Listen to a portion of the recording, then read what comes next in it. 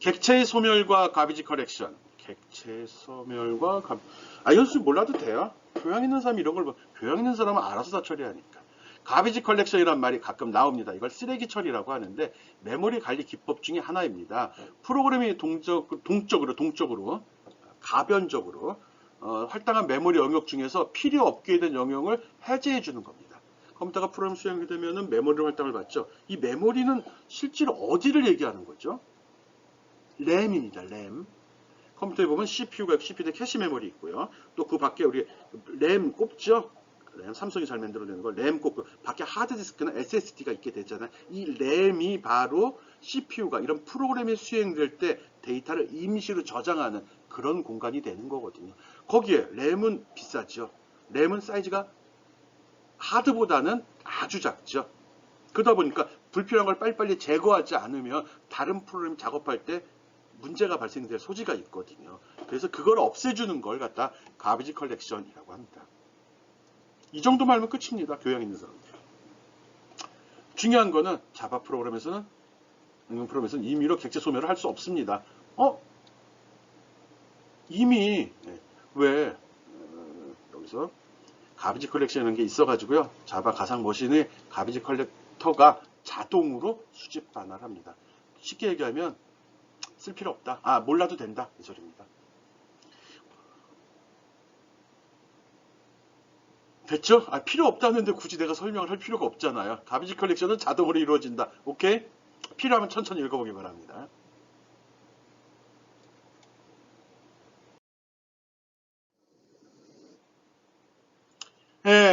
또 앞에 그냥 넘어왔다고 서운해 할까봐 일단 여러분 시간 날 때 읽어보라고 말 적어놨습니다. 한번 읽어줄까요? 어떤 경우냐고 그러면 이런 경우죠. 이해 보면 이렇게 두 가지 레퍼런스를 만들고 거기다가 메모리를 활당해가지고 객체를 생성했어요. 그러면 A라는 레퍼런스 목록에는 이목룡이 들어있을 거고요. 이목룡이란 데이터가 저장된 주소가 들어있겠죠. 그리고 B는 성춘향이라는 이름이 들은 주소가 들어있다고요. 그럼 메모리는 이목룡이 저장된 공간이 있어요. 그리고 성춘향이 저장된 메모리 공간이 있다고요. 근데 프로그램을 작성하다 보니까 지금 레퍼런스 변수 A하고 B를 쓰고 있는데 B에다 A를 집어넣어 버렸다고요. 그러면 어떻게 되는 거죠? B하고 A가 가리키는 곳이 동일하게 되는 거잖아요. 즉 이목룡, A는 이목룡도 가리키고 B도 이목룡을 가리키고 있다고. 그러면 원래 B가 갖고 있는 성춘향 얘는 어떻게 되는 거예요? 얘는 주인이 없는 거죠. 어느 목록에도 등록이 안 돼 있다는 거죠. 이런 거를 찾아서 자동으로 없어진다고요, 얘가. 그게 가비지 컬렉션입니다. 알아서 자기가 없애준다고. 딱 봤더니 프로그램 돌다 보니까 성춘향을 저장은 해놨는데 이 새끼들 보니까 쓰지도 않네. 거기다 목록에서도 지워버렸네. 그러면 자바 프로그램이 알아서 싹 빼버립니다. 그런 설명입니다. 쓰레기 수집 가비지 컬렉션은 지원되는 환경에서 프로그램과 동적으로 활동된 메모리 영역을 전체를 완벽히 관리할 필요가 없다. 스스로 해주니까. 쓰레기 수집은 다음 같은 버그를 주면서 완전히 없다. 할 필요 없답니다. 이 가비지 컬렉션이 좋은 점, 장점입니다. 장점. 좋은 점은 이런 내용이고요. 단점은 이런 내용입니다. 몰라도 돼요. 실제 프로그램을 하는 사람들이 이것까지 고려하진 않거든요. 왜? 실제 회사에서 개발할 때도 보면 뭐 사장님 뭐 기계가 메모리가 적어서 얘가 버벅대는 거예요. 이제 사장님 물어보죠. 야 시스템 성능이 왜 이것밖에 안 나와? 그러면 컴퓨터가 꽂아요. 메모리가 조금밖에 없어. 이런 식으로 얘기가 나오거든요. 그러면 예전에는 다른 C나 C++ 썼을 때는 이런 얘기하죠. 야, 인마 네가 메모리를 잘 효율적으로 관리해야지. 배열도 딱 적정하게 만들고 안 되면 포인터 써, 포인터. 그럼 메모리를 가변적으로 쓸 수 있잖아. 이랬었는데 자바로 프로그램 언어가 바뀐 다음부터는 불필요한 데이터를 사용자가 데이터를 고려하지 않아도 쓰다가 불필요한 요소가 생기면 지가 알아서 다 빼버리기 때문에 메모리보다 효율적으로 관리해줄 수 있다는 거거든요. 무슨 얘기인지 모르죠? 시간 날 때 한번 읽어보기 바랍니다. 통과. 샘플도 여기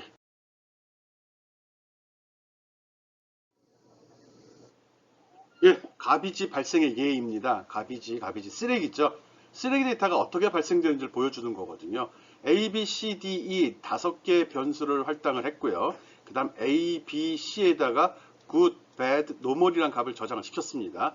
그 이후에 A를 끊어버리게 되면 메모리상에는 이 값이 존재하지만 이 목록에서 지워버렸기 때문에 얘는 관리되지 않은 데이터가 돼버립니다. 즉 쓰레기가 돼버린다는 거죠. 이걸 가비지라고 합니다. 이걸 없애버린다는 거죠.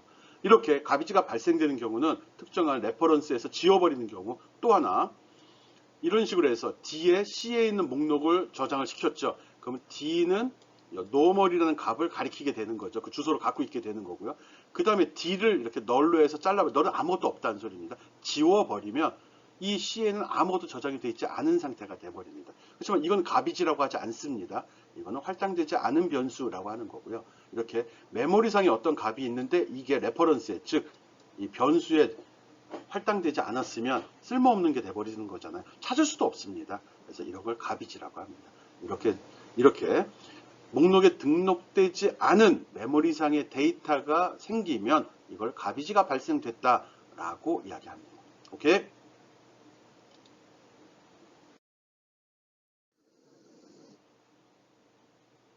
예, 가비지 커렉션이라는 거 개념만 잡으면 된다고 이야기했었죠. 자바에서 가비지 쓰레기를 자동으로 회수해서 처리하는 과정입니다. 이거를 왜 하냐? 가용할 수 있는 메모리를 확보하기 위한 겁니다. 특별한 거 없습니다. 그래서 개발자가 강제로 가비지 컬렉션을 호출하는 거는 여기 적혀 있네요. 시스템 또는 런타임 객체에서 GC 메소드 호출하면 되는 겁니다. 이걸 적당히 그냥 없어지는 않는 거죠. 그래서 야, 내가 저렇게 하다 보니까 중간에 한 번씩 이 명령을 실행시켜 주게 되면은 쓸모없는 그 쓰레기들을 싹 다 없애버립니다. 이게 자바의 좋은 기능이라는 거죠. 오케이? 여기도 보면 알지만 자바 가상 머신이 기계가 가비지 컬렉션 시점을 전적으로 판단해서 처리한다. 그리고 요청하는 명령은 여기 system.gc라는 메소드다. 요거만 기억해 주면 됩니다. 쓸 일 거의 없을 겁니다.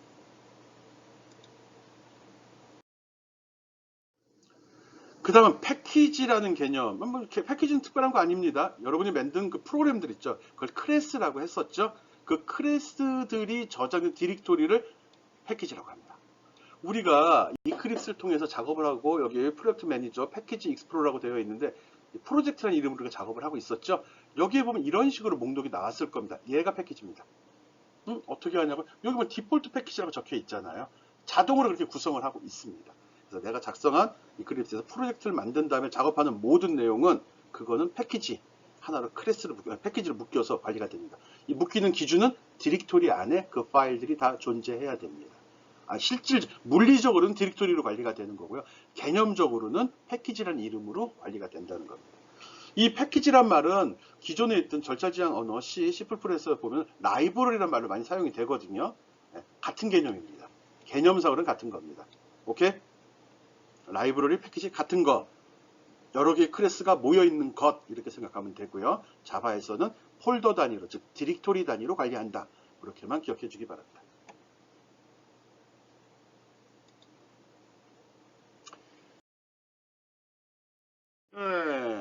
그 다음은 접근 지정자입니다. 접근 지정자는 이미 많이 사용을 해왔습니다. public, private 이런 말들이거든요. 데이터가 있는데 서로 공간을 벽을 통해서 명확히 구역을 할당을 짓죠. 나는 어디까지 허용된다. 외부에 있는 사람은 여기 있는 사람만 보게 되는 거고 내부에 있는 사람은 여기까지 볼 수 있는 거고 우리 사장님은 사장님 방 안에서 혼자 놀고 있을 거고요. 이런 식으로 어떤 데이터가 보이는 범위를 한정 짓는 그런 명령을 접근 지정자라고 합니다. 어떤 건지 한번 보겠습니다.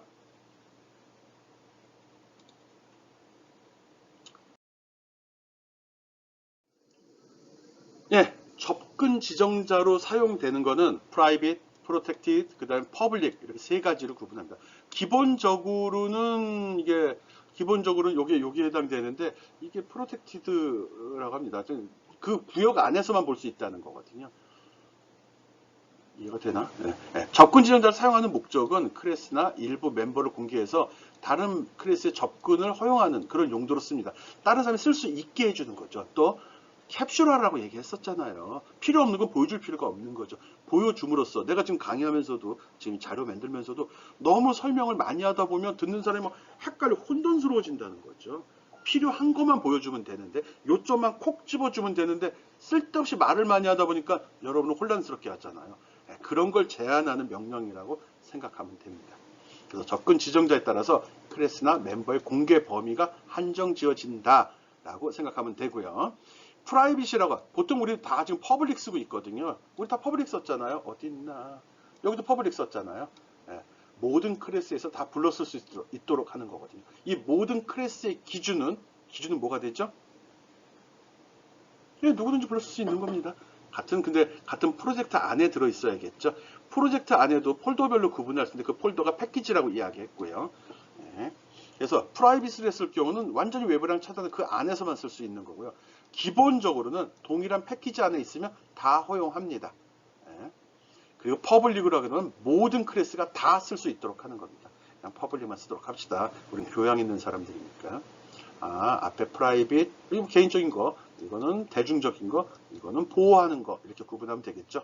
그래서 프로텍티드 했을 경우는, 프로텍티드로 했으면, 프로텍티드, 발음도 헷갈리네. 동일한 패키지하고 자식 클래스에서만 그 클래스를 활용할 수 있는 겁니다.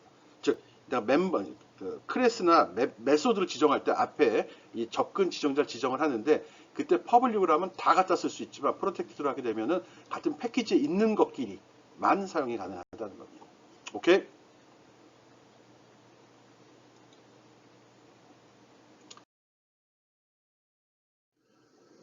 예, 앞에서 설명한 그 접근 지정자에 대한 예입니다. 뭐 상세 설명이라고 보는 게 낫겠네요. 클래스의 접근 지정을 설정한 경우입니다. 클래스 접근 지정. 뭐 이름만 보면 되죠. 퍼블릭으로 한 경우. 지금 여기 패키지 1이고 여기 패키지 2입니다. 그러니까 패키지 P, 패키지 Q로 나왔죠. 패키지가 다르다는 소리입니다. 이게 퍼블릭으로 했으면은 이쪽에서도 이걸 불러다 쓸 수 있습니다. 오케이? 예? 근데 퍼블릭이라고 지정 안 하고 아무 말도 안 적은 경우 디폴트가 되겠죠. 이럴 때 밖에서 불렀을 수 없습니다. 그거만 구분하면 됩니다. 다른 패키지에서 불러쓰기 위해서 퍼블릭을 해줘야 되는구나. 귀찮아서 타이핑을 안 쳤으면 얘는 이 내 패키지 안에서만 동작이 되는구나. 그렇게만 구분을 해주면 됩니다. 오케이?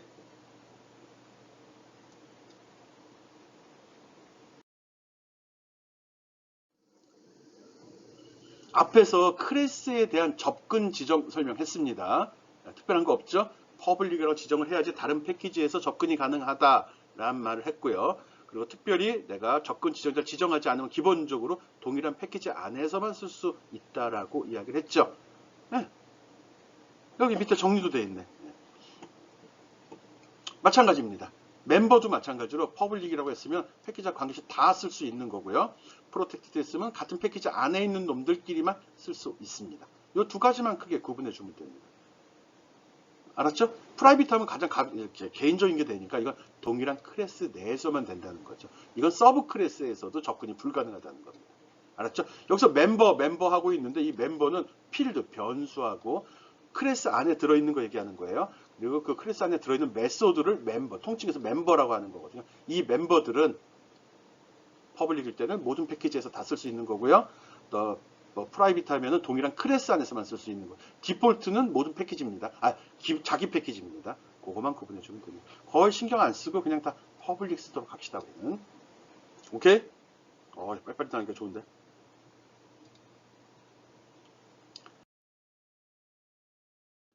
예, 다음은 멤버 접근의 앞에서 설명한 내용입니다. 멤버는 뭐하고 뭐라고 그랬죠? 필드와 메소드를 합친다고 그랬죠. 클래스 안에 어떤 값을 저장하는 변수를 필드, 또 어떤 작업을 처리하는 프로그램을 메소드 또는 함수라고 한다고 이야기했죠. 그거 얘기하는 겁니다. 지금 여기 패키지 P에서 퍼블릭으로 선언한 경우면 바깥쪽 패키지에서 다 불렀을 수 있습니다. 그렇지만 여기에 접근 지정자를 지정하지 않은 디폴트로 선언이 된 경우는 해당 패키지 안에서만 쓸 수 있습니다. 오케이? 그렇지만 이거를 여기서 불러 쓰고 이거를 퍼블릭으로 선언한 경우는 갖다 쓸 수 있습니다. 오케이? 그렇지만 이게 퍼블릭이나 프라이빗으로 선언이 된 경우 이런 경우는 문제가 좀 틀렸습니다. 프라이빗 여기 선언했죠? 이거를 접근 지정자를 선언하지 않은 클래스에서 불러다 썼을 경우 이걸 프라이빗으로 선언하게 되면은 이 클래스 B는 여기서 불렸을 수는 있지만 여기 이 B 클래스 안에 등록되어 있는 이 멤버나 이 메소드는 불렀을 수 없습니다. 오케이? 프라이빗 쓰면은 굉장히 제한적이라는 거죠. 그 정도만 알아주면 될 것 같습니다.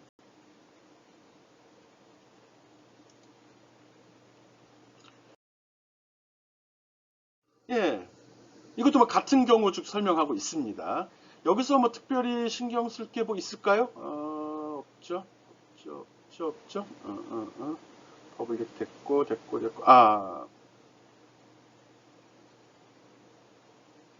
네, 특별한 거 없습니다.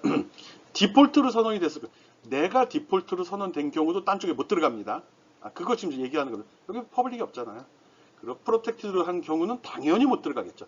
보호하겠다 한 경우는 절대 못 들어온다는 거죠. 그렇지만 같은 패키지 내에서는 처리가 됩니다. 프로텍트인 경우도. 그리고 같은 패키지 내가 아니더라도 이거에 대한 여기 익스텐드 있죠. 요거는 상속이죠. 상속된 객체의 것은 갖다 쓸 수 있습니다. 그렇죠? 상속을 나타내는데 그거는 불러 쓸 수 있습니다. D가 B를 상속받으면 D가 어디 있어? D. 네, 얘죠. 얘가 B가 누구죠? 얘죠. 이거를 상속받았을 수는 있습니다. 오케이? 디폴트일 때, 프로텍트일 때 어떤 차이가 있는지 기억해 주기 바랍니다. 접근 지정자 이렇게 까다롭게 할 필요 없어요. 다 퍼블릭 합시다. 지금 우리가 그 정도 수준이 아닌데 교양 없이 그러면 안 되겠죠?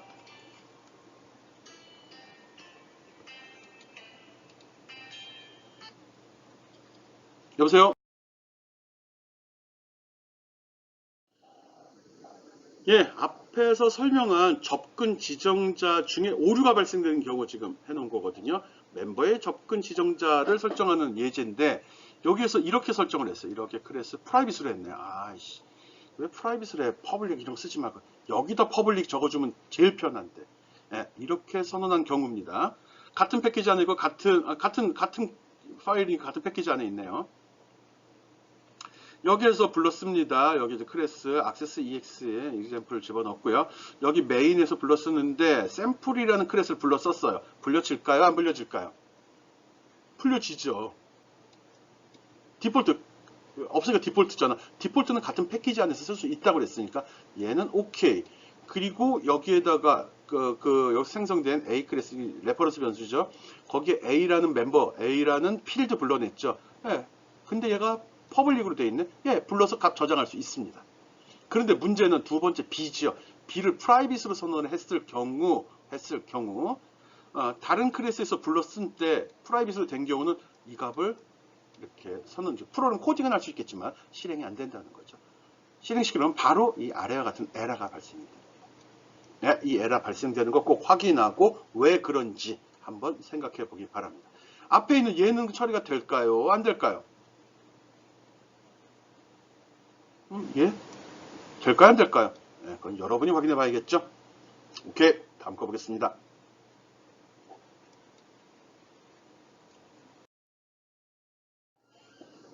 네, 다음은 스태틱이라는 개념 설명하도록 하겠습니다. 스태틱. 정적이라는 소리거든요. 고정되어 있다. 뭐 이런 개념으로 봐도 좋을 것 같습니다. 그리고 non-static이라는 게 있거든요. 이거는 여러분이 지금까지 우리가 쓰고 있는 그 방식이 non-static입니다. 뭐 얘기하는지 모르는구나. 네, 여기 샘플 한번 보겠습니다. 샘플에 보면 특정한 멤버, 즉 필드 변수 또는 메소드 함수를 선언할 때 앞에 스태틱이라고 적어주게 되면은 우리 지금 한 번도 적지 않고 있었죠. 이건 다 non-static입니다. non-static인 경우 어떻게 되냐면 내가 객체를 생성할 때 생성된 객체 안에만 존재합니다. 즉 객체마다 독립적으로 존재합니다. 내가 객체를 2개, 3개, 4개 만들게 되면 각 객체 속에 요 m이라는 요 변수, f라는 함수가 각각 독립적으로 다 있게 되는 건데, 예. 그런데 이거를 스태틱이라는 말을 쓰게 되면 그렇게 생성이 안 된다는 거야. 이 스태틱이 붙으면 요거에 대해서는 이걸로 인스턴스를 많이 만들어 놔도 한 개만 존재합니다. 즉 이름을 불렀으면 똑같은 거라는 거죠. A라는 인스턴스 만들어 B라는 거 만들어 C라는 걸 만들었는데 A라는 것 속에 M이나 B라는 곳에 M이나 똑같다는 거예요. 그게 스태틱 멤버입니다. 스태틱이라는 게 아주 파워풀한데 좋은 점도 있고 나쁜 점도 있습니다. 스태틱은 객체마다 생성되는 게 아니라 클래스당 한 개만 생성이 됩니다. 이걸 그래서 클래스 멤버라고 합니다. 또 다른 점 하나가 뭐냐면 이 스태틱 멤버는 객체를 생성하지 않고도 사용이 가능. 즉 new라는 명령 없이 클래스 안에 스태틱이라는 걸로 해서 변수를 선언하거나 스태틱이라고 해가지고 메소드 함수를 선언하게 되면 그냥 막 쓸 수 있는 겁니다. 그러면은 그냥 메소드에서 변수 선언하랑 똑같네. 네, 그래요. 거기다가 이 클래스로 생성된 모든 인스턴스 내에서 다 쓸 수 있습니다. 어디에 쓰는지는 나중에 생각합시다. 뭐 특성 해갖고 나왔는데 공간적으로는 하나만 생성된다. 시간적으로는 로딩할 때 생성된다. 즉 뭐죠? 클래스가 딱 클래스가 로딩입니다. 클래스가. 즉 인스턴스화 단계가 아니고 프로그램 실행하자마자 바로 만들어진다는 소리예요. 바꿔 얘기하면. 공유의 특성은 모든 객체가 하나를 공유한다는 거죠. 이런 특성이 있습니다. 스태틱. 이건 또 어떤 때 쓰지?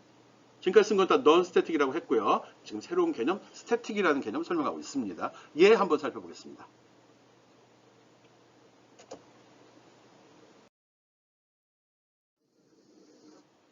얘가 아니라 비교표가 먼저 나왔네요. non-static과 static의 차이점 비교해 놨죠. 선언은 똑같이 하되 여기 static이란 말만 붙여주면 된다는 겁니다. 그러면 얘는 static으로, 얘도 static으로, static 멤버라고 하지만 static field, static 메소드가 되는 거죠. 똑같은 얘기네. 예. 그 non-static일 때는 객체마다 만들어지는데 static으로 선언했을 경우는 하나만 만들어집니다. 즉 객체를 몇 개 만들든 상관이 없습니다. 하나만. 그러면 객체 아니네. 맞아요. 객체 내부가 아닌 별도 공간에 만들어집니다. 그래서 클래스 만들 때 만들어지는 거잖아요. 클래스에 선언해놨고 그래서 클래스 멤버라고 합니다. 오케이? 요거만 기억해주면 됩니다. 그리고 이 스태틱 멤버는 모든 클래스에서 공유됩니다.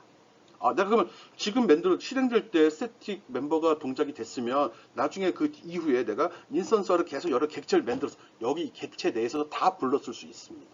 아주 좋죠? 지금까지 우리가 했던 이 멤버들, 변수하고 메소드 함수들은 특정 클래스가 만든 인스턴스 안에, 객체 안에 들어있는 멤버들은 다 독립적이었거든요. 하지만 스태틱을 적어준 순간에는 하나만 만들어주고 모든 인스턴스들이 공유한다는 거. 그것만 기억해 주기 바랍니다.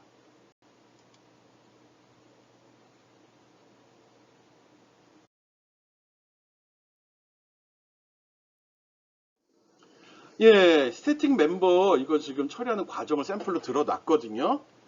이거 설명하려면 시간이 너무 많이 걸릴 것 같은데 여러분이 직접 따라가야 됩니다. 말로 듣고 이해할 수 있는 내용은 아니거든요. 좀 가볍게 한번 설명하겠습니다. 여기에 보면 여기 스태틱으로 지정이 되어 있습니다. 인티저 m하고 그리고 f라는 메소드가. 그리고 이클립스에서 스태틱으로 딱 지정을 하게 되면 요 해당하는 멤버 변수명이나 또 요거 있죠. 요거 메소드 이름이 이태릭제로 바뀝니다. 여기도 보면 약간 옆으로 기울어지지 않았어요? 기울어집니다. 이런 특성을 가지고 있습니다. 여기는 안 기울어졌잖아요. 여기 기울어졌죠. 이렇게 이클립스에서 이렇게 타이핑을 쭉 치다 보는데 특정한 그 변수명이나 메소드 이름이 이태릭제로 자동으로 변해. 그러면 이건 스태틱으로 선언되어 있는 거구나 라고 생각해 주면 됩니다. 오케이? 여기 보겠습니다. 여기 보면 스태틱으로 요만큼 지정이 되어 있거든요. 여기서 보면 알겠지만 스태틱 샘플 S1, S2, S입니다. 일단은 이거는 레퍼런스 변수 선언해 준 거죠. 그리고 여기서 인스턴스를 생성해 줬습니다. SY라는 게 만들어 줬죠. 그리고 여기 M하고 F가 있는데 특별한 거 없네. 여기에서 여기 있다. M에다 50이란 값을 저장을 시켰어요. 원래 M에는 초기값이 아무것도 없었어요. 여기 초기값 선언 안 된 거 없죠. 이거 메소드잖아요. 얘가 실행이 될 때 들어가는데 여기 있었네. G가 실행이 됐네요. G가 실행이 되면 G. M에다 20을 넣으라는 거네. M에 20이 들어있었네요. 그 다음에 얘를 또 만났네. 여기 50을 넣으라는데 그럼 M에는 뭐가 들어있는 거죠? 처음에 없다가 20이 들어갔다가 얘 때. 그 다음에 얘 때 이게 50으로 바뀝니다. 오케이? 그래. 요거는 따라왔어. 그 다음에 인스턴스 S2를 만들었습니다. 그리고 생성했죠, 인스턴스. 그 다음에 N은 모르겠고 H라는 걸 실행을 했어요. 이거는 S2에 있는 메소드 H죠. H는 M에다 30을 넣어요. 그러면 이 M하고 또 이 M이 다른 M이랑 같은 M입니다. 이건 같은 겁니다. 그래서 이게 없어져 버리고 여기에는 30이 들어갑니다. 왜 30이죠? H가 30을 저장하라고 했으니까 이렇게 된다는 거죠. 그리고 또 F를 수행시켰어요. F는 또 뭐죠? F는 F로 갔더니 M에다 5를 집어넣으래네. F로 5를 집어넣으래. 그러면 이게 또 없어지고 5가 들어갑니다. 그리고 출력을 해보니까 뭐가 나온다고요? 5가 나와요. 이거에 대한 설명 옆에 다시 한번 그려놨거든요. 여러분이 천천히 따라가면서 살펴보기 바랍니다. 꼭 그 개념만 잡으면 됩니다. 아이, 개념 잡으면 변하지 않는 거 하나밖에 없음. 이것밖에 없습니다. 말만 지저분하고 그림만 복잡하지 뭐. 네, 다음 거 보겠습니다.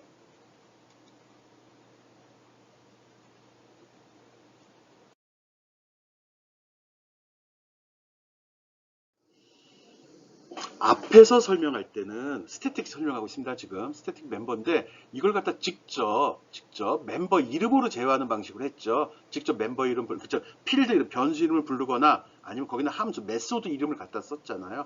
요번에는 클래스 이름으로 적용하는 방법을 한번 보겠습니다. 똑같아요. 조금 내가 코드를 바꿔놨는데 설명할 필요 없는데 이 코드 돌려보면서 확인해 주면 되거든요. 지금 보면 이런 식으로 클래스가 선언이 되어 있고요. 여기서 불러 쓰는데 static sample m이라고 했어요. 이거는 static sample 2가 뭔데? 클래스 이름이잖아. 그 속에 m? 아니 클래스 이거는 틀이라고 그랬고 틀 속에 있는 변수는 이걸 인스턴스화, 즉 new라는 명령을 만들기 전에 못 쓰는 거잖아. 맞아요. 그런데 여기 static이라고 선언이 되어 있죠. 이런 경우는 클래스가 딱 읽혀진 순간 벌써 만들어진다는 거예요. 그래서 저장이 가능해요. 스태틱 멤버들은 인스턴스화 시키지 않고도 쓸 수 있다. 이거 지금 보여주고 있는 겁니다. 나머지 내용은 여러분이 따라해 주기 바랍니다. 천천히 오른쪽 그림을 손으로 짚어가면서 살펴보면 쉽게 이해가 될 거라고 생각합니다. 오케이? 직접 해봐요. 과제로 낼게요. 내가 만들어 놨는데 나중에 보면은 별거 아닌 거예요. 근데 직접 따라가야 이해가 됩니다. 한번 살펴보고 모르는 게 있으면 질문해 주기 바랍니다.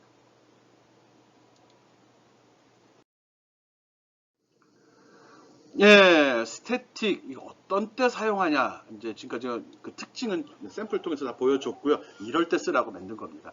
전역 변수와 전역 함수를 만들고 싶을 때, 즉 내가 짜는 프로그램 클래스 안에서 여기저기서 누구든지 다 쓰고 싶어요. 그 값은 하나의 값만 관리하고 싶어요. 이럴 때 이 전역이라는 건 전 지역이라는 소리입니다. 모든 곳에서 공통으로 쓰고 싶을 때 씁니다. 오케이? 이거 하나면 끝입니다. 대표적인 스태틱 변수 쓴 게 이 math, 수학 함수 관련된 것이 들어있는 것이 있거든요. java.len.math라는 곳에 들어있는데 여기에 보면 절대값 구하는 거, 코사인 구하는 거, 최대값 구하는 거 이런 것들이 있다고 랜덤 수 구하는 거 이런 거 할 때 이런 것들이 다 스태틱으로 선언해서 쓰고 있습니다. 그럼 어디서든지 절대값 바꿔줘 할 때 어느 클래스, 어느 인스턴스 이렇게 쓰진 않고 그냥 불러 쓰겠다는 거죠. 이건 클래스이면서 데이터 타입이 정의가 되어 있지 않습니다. 즉 얘들을 위해서 만든 거거든요. 이렇게 만들면 이게 바로 패키지가 되는 겁니다. 이게 패키지가 되는 거예요. 이게 패키지야? 네, 패키지입니다. 오케이? 스태틱 필드나 메소드는 하나만 생성되기 때문에 클래스들 객체들이 공유할 수 있다. 내가 여러 가지 작업을 하면서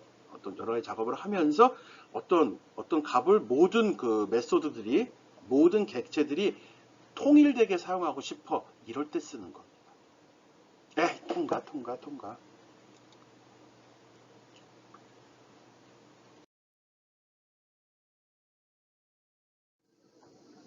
바로 얘가 나오거든요.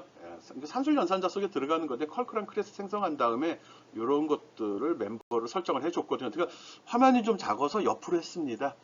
두 수를 0보다 큰지 작은지 판단하는 거. 아니지. 0보다 큰지 작은지 판단해서 0보다 크면은 그대로 내보내고 0보다 작으면은 마이너스 연산해서 내보내라 이 소리입니다. 부호를 붙이라는 거죠. 마이너스 1일 때 마이너스 붙이면 플러스 1이 돼버리는 거죠.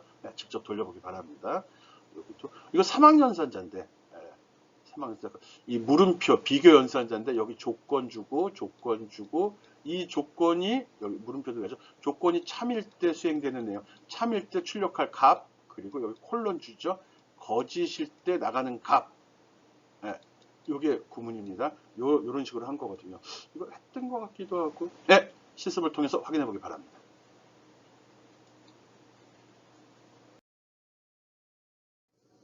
메소드, 스태틱 메소드의 제약 조건인데, 스태틱 메소드는 논 스태틱 멤버를 접근할 수 없습니다.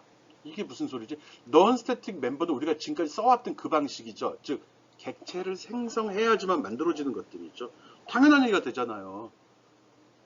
스태틱 메소드에 적용된 거는 객체가 생성되지 않아도 쓸 수 있다고 했었잖아요. 그러다 보니까 거기에 non-static member, 즉 객체가 생성돼야지만 쓸 수 있는 변수나 함수를 갖다 쓰면은 문제가 발생될 소지가 있죠. 그 소리입니다. 우리가 어렵게 설명했어. non-static method와 필드는 사용 불가하다. non-static method는 메소드, 즉 객체를 만들지 않아도 만들어지는 놈이다 보니까 객체를 만들어야만 쓸 수 있는 것들과는 같이 놀지 말아라. 그 소리입니다.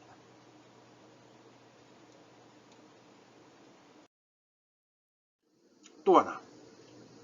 네, 스태틱 메소드 제약 조건 2. 지금 설명한 스태틱 이 메소드는 좀 고급 기능입니다. 그러다가 아주 최상급은 아니고요. 도리 제약 조건을 아는 게 최상급이 될 수는 있습니다. 스태틱 메소드가 뭔지만 기억을 좀 해주면 됩니다. 스태틱 메소드에서는 this를 사용하지 말아라 이런 말이 있습니다. 스태틱 메소드는 객체가 생성되지 않는 상황에서 호출이 가능하기 때문에 현재 객체를 가리키는 this라는 이 레퍼런스는 사용할 수 없다는 같은 얘기죠. 객체를 생성해야지만 쓸 수 있는 모든 메소드, 모든 변수, 필드는 쓰지 말아라 그 소리입니다. 끝. 여기까지만 생각해 줍시다. 아, 마음이 급해요. 이제 좀 말이 좀 풀린 것 같지 않아요? 앞에 할 때 진짜 버벅댔는데.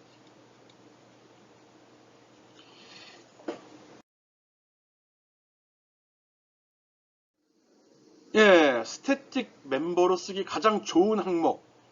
그런 게 이런 겁니다. 내가 어떤 국가 단위로 환율을 계산하고 싶거든.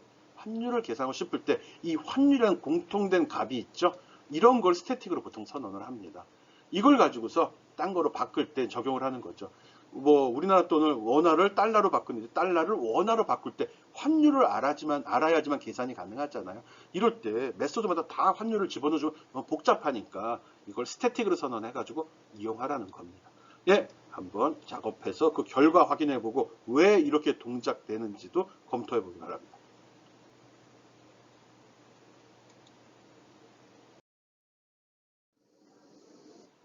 예, 아유, 제목 반가운 글씨가 나왔네요. 파이널 나왔습니다. 파이널. 끝이란 소리죠. 파이널 클래스와 메소드.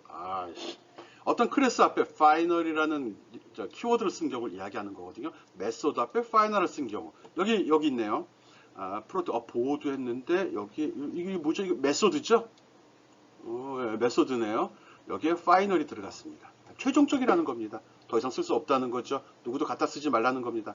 파이널은 마지막, 최종적이라는 의미로 파이널 키워드는 상수나 메소드, 클래스를 정의한 뒤 변경하지 못하게 할 때 씁니다. 고정, 아무도 더 이상 확장시켜서 쓰지 마라 이 소리입니다.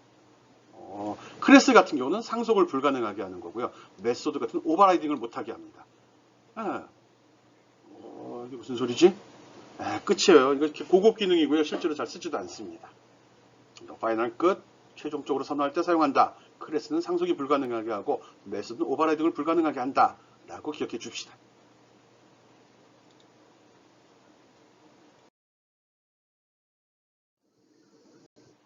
예, 앞에서 클래스하고 메소드 얘기했고요. 거기다가 파이널 필드 앞에다가 특정한 필드, 변수죠. 이런 변수 앞에다 파이널이란 말을 썼을 경우는 이건 더 이상 최종적이라는 의미로 쓴다고 그랬죠. 더 이상 변경이 안 되거나 재활용하지 말라 이런 소리였잖아요. 근데 변수 같은 경우는 재활용이라는 게 새로운 값을 저장하는 거죠. 즉 변수인데 값을 더 이상 바꿀 수 없다고, 즉 상수를 얘기하는 거네. 그래서 파이널이란 최종본, 즉 상수 선언과 같이 사용됩니다. 즉 값을 바꿀 수 없을 때 초기값을 꼭 주어줘야 됩니다. 상수 선언 때는 꼭 초기값을 꼭 주어줘야 되고요. 실행 중에 값을 변경할 수 없습니다. 이게 키워드입니다. 그래서 이렇게 로우라는 거에다 10을 집어넣고 내가 파이널로 선언을 했을 경우 여기 메소드 안에서 로우의 값을 변경하려고 할 때는 아예 컴파일 단계에서 문제가 발생이 돼버립니다. 뭔지 모르지만 최종본이야. 더 이상 쓰지 마. 이거는 고정. 이럴 때 쓰는 겁니다. 스태틱은 공유 개념이고 파이널은 고정 개념이 되는 거죠. 예, 알았죠? 파이널이니까 파이널 합시다. 예, 수고했습니다. 라고 하고 싶은데. 예, 드디어 마지막 페이지가 나왔네요. 클래스하고 객체 설명하는데 이론 베이스로만 진행이 됐습니다. 실습할 것도 좀 많고요. 근데 초반 부분에서 좀 내가 말을 좀 많이 버벅거린 것 같아요. 나름대로는 욕심을 부리고서 많이 설명하려고 했었는데 그게 의도치 못하게 자꾸 옆길로 새버리고 자꾸 혀도 꼬이고 그랬어요. 그런 점 이해하고요. 중요한 사항들이거든요. 개념을 잡는데 중요한 사항들입니다. 교양으로 듣는 친구들은 깊이 있게 생각할 필요는 없는 사항들이고요. 수업들 계속 짤 친구들이라면은 내가 설명한 게 좀 복잡할 수는 있어요. 그렇지만 다시 한번 듣고 화보지 자료 살피면서 개념을 확실히 잡아주기 바랍니다. 지난주와 이번 주에 걸쳐 설명한 클래스와 객체는 가장 중요한 개념이고요. 이 개념이 머리에 잘 정립이 됐을 때 객체 지향 프로그램을 제대로 작성할 수 있습니다. 예, 수고했습니다.